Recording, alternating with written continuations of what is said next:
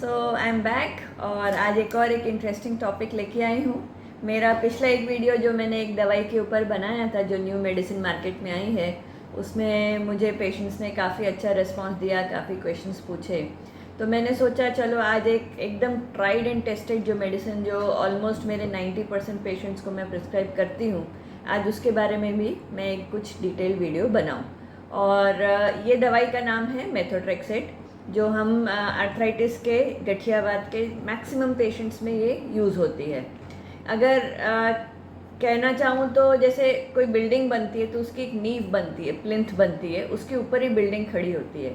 तो आर्थराइटिस का जब भी कोई ट्रीटमेंट प्लान आउट होता है तो मेथोट्रेक्सेट समझिए आप उस बिल्डिंग की प्लिंथ का काम करता है। तो कोई भी दवाई साथ में ऊपर नीचे आगे पीछे करके हम देंगे, पर आर्थराइटिस के 90% पेशेंट्स में मेथोट्रेक्सेट नाम की दवाई तो होती ही है। So this is very important drug और आज मैं इसके डिटेल्स आपको बताने वाली हूँ।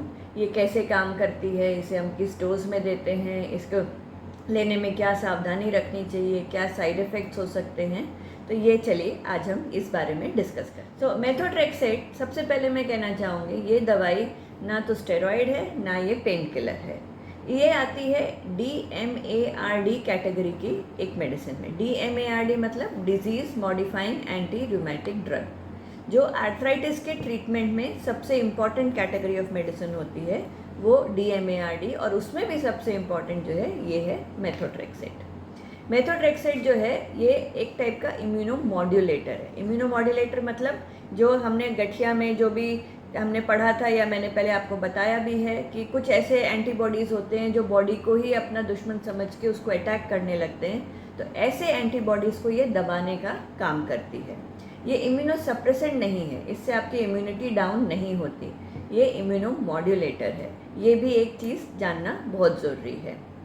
अब इसका जो डोजिंग होता है, नॉर्मली हम ये दवाई जो है 7.5 से लेके 25 मिलीग्राम तक का डोज देते हैं इसमें, और ये टैबलेट फॉर्म में भी आती है और ये इंजेक्शन फॉर्म में भी आती है, और इसे लेना होता है सिर्फ हफ्ते में एक बार। इसका मेन एडवांटेज ही यही है। बाकी जितनी भी दवाइयाँ हैं वो सब रोज़ एक बार दो बार, कोई दवाई तो 4 बार भी लेने की होती है, पर मेथोट्रेक्सेट एक ऐसी दवाई है जो हफ्ते में एक बार लेनी होती है। तो इसके पेशेंट को लेने में इजी पड़ता है, ज़्यादा याद रखने की भी झंझट नहीं रहती है, और हफ्ते की एक दवाई लिए और मस्त चलते फिरते रहते हैं। इसका जो एक मेन मिसकॉन्सेप्ट जो रहता है कि जो पेशेंट्स कई बार मुझे आके भी पूछते हैं ये चीज़ कि ये तो कैंसर की दवाई है। तो हाँ, ये मैं कहना चाहूँगी कि ये जब शुरुआत में जब बनी थी ये दवाई इनिशियली, ये इसको कैंसर के ट्रीटमेंट में यूज़ किया जाता था। पर कैंसर के ट्रीटमेंट में कैसा डोज होता था? 100-150 mg रोज़ का। इतना हाई डोज में देते थे तब जाके वो कैंसर में इफ़ेक्टिव होती थी। पर वही दवाई over a period of time जैसे जैसे जैसे उसमें और रिसर्च हुई, जिसके बारे में हम और स्टडी करते गए, तब पता चला कि काफ़ी हल्के डोज में, माइनर डोज में ये आर्थराइटिस में बहुत ही इफ़ेक्टिव मेडिसिन है। तो आप देखिए कहाँ 100-150 mg रोज़ का और कहाँ 15 से 20 mg हफ्ते का। इतने कम डोज में ये आर्थराइटिस के पेशेंट्स में जादू कर सकती है। इसलिए ये दवाई मोस्टली सभी पेशेंट्स में जिनको आर्थराइटिस की प्रॉब्लम है, हम उनको ये दवाई प्रिस्क्राइब करते हैं।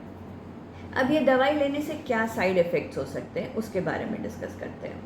तो इनिशियली कुछ पेशेंट्स जब इसको शुरू करते हैं तो किसी को थोड़ा नौशिया, वॉमिटिंग फीलिंग, पेट में दर्द होना या खाना देख के खाने का मन नहीं होना, तो इस टाइप की सिम्टम्स उनको इनिशियली लगते हैं।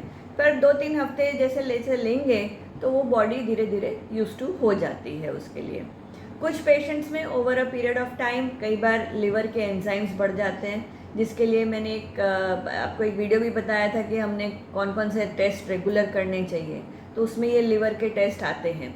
तो ये दवाई को हमको थोड़ा मॉनिटर करके देना पड़ता है। पर अगर जो थोड़े बहुत भी एंजाइम्स बढ़ते हैं, वो एक आध हफ्ता हम दवाई बंद करेंगे या डोज कम करेंगे तो वो वापस नॉर्मल भी आ जाते हैं। तो कुछ चीज़ ऐसे डैमेज कर जाए इस दवाई लिवर किडनी पे, ऐसा नहीं होता, इट इज़ सेफ। फिर किसी किसी को इसके कारण खांसी, सूखी खांसी जैसे निमोनिया टाइप का इफ़ेक्ट आता है, बट वो बहुत रेयर केस में होता है।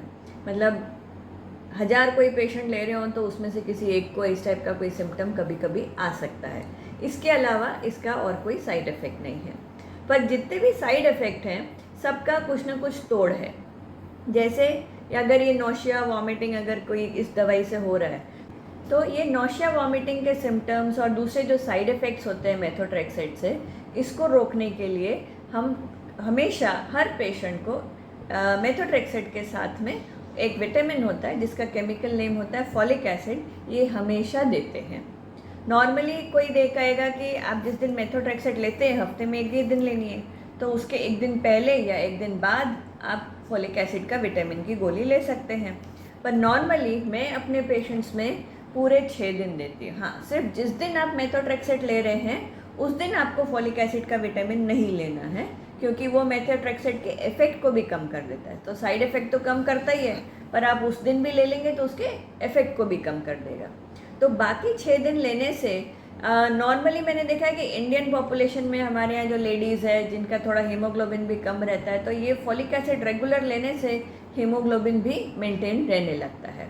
तो ये एक बड़ा एडवांटेज हो जाता है कि एक विटामिन की गोली का कॉम्बिनेशन में साथ में चली जाती है, तो साइड इफ़ेक्ट भी रुक जाते हैं और साथ में दूसरे फ़ायदे जो होने हैं वो तो होते ही होते हैं। दूसरा, एक और अभी जो स्टडी लेटेस्ट आई है कि जिसको ज़्यादा ही नौशिया वॉमिटिंग हो रहा है, कि कई पेशेंट्स ऐसे भी होते हैं कि भाई आज तो दवाई लेनी है, वो सोच के ही उनको सुबह से ही उल्टी लगने लगती है। अभी दवाई खाई नहीं है पर उल्टी का एहसास होने लगता है। तो उसको रोकने के लिए भी जो एक अच्छा तोड़ है, अगर आप फॉलो कर सकें, जो मेरे पेशेंट्स मेथोट्रेक्सेट लेते हैं उनके लिए, कि डार्क कॉफ़ी या थोड़ी स्ट्रॉन्ग कॉफ़ी और दूसरा डार्क चॉकलेट, ये 2 ऐसी चीज़ें हैं जो इसके साइड इफ़ेक्ट को रोक सकती हैं। तो जैसे आपको दवाई खानी है उसके पहले आप थोड़ा कॉफ़ी पी लें और दवाई खाने के 1-1.5 घंटे के बाद फिर से आप आधी कप कॉफ़ी पी लीजिए। कॉफ़ी नहीं अच्छी लगती तो आप डार्क चॉकलेट खा लीजिए। चॉकलेट आपने देखेंगे स्क्वायर में आते हैं जो, तो 4 स्क्वायर पहले खा लेना है, 4 स्क्वायर दवाई खाने के 1.5-2 घंटे के बाद ले लेना है। तो काफ़ी हद तक इसका साइड इफ़ेक्ट जो है वैसे ही नलीफाई हो जाता है और उसका कुछ अपने को साइड इफ़ेक्ट नहीं दिखता है। और तीसरा, इसके साइड इफ़ेक्ट को रोकने का तरीका है मेंटेन वेरी गुड हाइड्रेशन, मतलब पानी खूब पीना है। स्पेसिफिकली जिस दिन आप मेथोट्रेक्सेट ले रहे हैं उस दिन अगर आप रूटीन में 10 ग्लास पानी पीते हैं तो उस दिन आप 12-13 ग्लास पानी पीजिए, तो उससे भी इसके साइड इफ़ेक्ट जो हैं काफ़ी हद तक कम हो जाते हैं। तो ये कुछ आसान से नुस्खे हैं जो अगर ये दवाई आपको चल रही है और आपको इसको लेने से कुछ प्रॉब्लम हो रही है तो आप इसको फॉलो करेंगे तो ईज़िली आप दवाई को सालों साल तक कंटिन्यू कर पाएंगे। दूसरा, कुछ इम्पॉर्टेंट चीज़ें हैं जो आपके अगर डॉक्टर्स आपको कोई टेस्ट लिख के देते हैं, रोमेटोलॉजिस्ट भी आपको जो प्रिस्क्राइब करते हैं, तो 1 महीने की दवाई दी है तो आप 1 महीना ही लीजिए और फॉलोअप में दिखा दीजिए। सेल्फ मेडिकेशन करने से फिर साइड इफ़ेक्ट के आने के चांसेस बढ़ जाते हैं। मैंने लिखी दवाई 1 महीने के बाद आप आके दिखाओ, आप पेशेंट अच्छा हो गया, 6 महीने तक वही खाते जा रहे हैं अपनी मर्ज़ी से, ऐसा ना करें। उसमें फिर कुछ साइड इफ़ेक्ट आएगा तो गाड़ी हमारी छूट गई होगी, तो हम उस चीज़ को शायद उस समय फिर रिवर्स ना कर सकें। नॉर्मली जब ये दवाई शुरू होती है तो शुरू में हम पहले हर महीने टेस्ट करवाते हैं देखने के लिए कि आपकी बॉडी उसको एडजस्ट कर रही है कि नहीं। एक बार सेट हो जाएगा तो फिर साल में 3 बार, मतलब हर 3-4 महीने में एक बार आपको टेस्ट करवाना पड़ेगा। पर अगर डॉक्टर को लग रहा है कि नहीं मुझे कुछ फ्रिक्वेंट कुछ कराना है या चेक करना है, तो ही वो आपको बोलेंगे कि भाई अगली बार इस बार महीने में ही आ जाओ, फिर हम चेक करके देख लेंगे करके। तो डॉक्टर की एडवाइस को आप फॉलो करें और अपनी मर्ज़ी से ये दवाई ऐसे ही कंटिन्यू ना लेते रहें। अब एक और इम्पॉर्टेंट एस्पेक्ट है कि ये दवाई जो भी लेडीज़ प्रेगनेंसी प्लान कर रहे हों या बच्चे को फीड करा रहे हों, उनमें ये दवाई नहीं लेनी चाहिए। और ये दवाई जो है बच्चे में कुछ ना कुछ प्रॉब्लम कर सकती है, आपको कोई प्रॉब्लम नहीं आएगी। और कोई मेल पेशेंट्स जिनको आर्थराइटिस है वो अगर ये दवाई ले रहे हैं तो वो भी अगर उनकी वाइफ अगर कंसीव करती है तो उनमें भी कोई प्रॉब्लम नहीं होगी।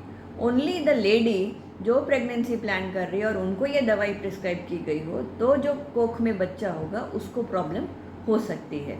ऐसे केसेस में कई बार ऐसा होता है कि बच्चे के होंठ फटे हुए होते हैं, कान बराबर नहीं बना हुआ होता है, एक उंगली कभी एक्स्ट्रा या कम आ सकती है। तो इस टाइप की फिज़िकल डिफॉर्मिटीज़ बच्चे में होने के चांसेस रहते हैं। तो प्रेगनेंसी भी अगर प्लान करना है तो बहुत प्लानिंग के साथ में इसमें प्रेगनेंसी प्लान करना रहता है। नॉर्मली क्या होता है कि जब हम पेशेंट्स को ये प्रिस्क्राइब करते हैं तो हम पहले ही पूछ लेते हैं कि ऐसा कोई आपके प्लानिंग है, तो हम वो दवाई या तो देंगे ही नहीं, या देना भी है या वो आगे चल के कहते कि नहीं अब मैं बेटर हूँ, अब मैं प्लान करना चाहती हूँ, तो ये दवाई को हमको बंद करना पड़ता है। और बंद करने के बाद भी ये चीज़ इम्पॉर्टेंट है जानने की कि आखिरी डोज लेने के बाद भी 3 महीने तक ब्लड में इस दवाई का इफ़ेक्ट रह सकता है।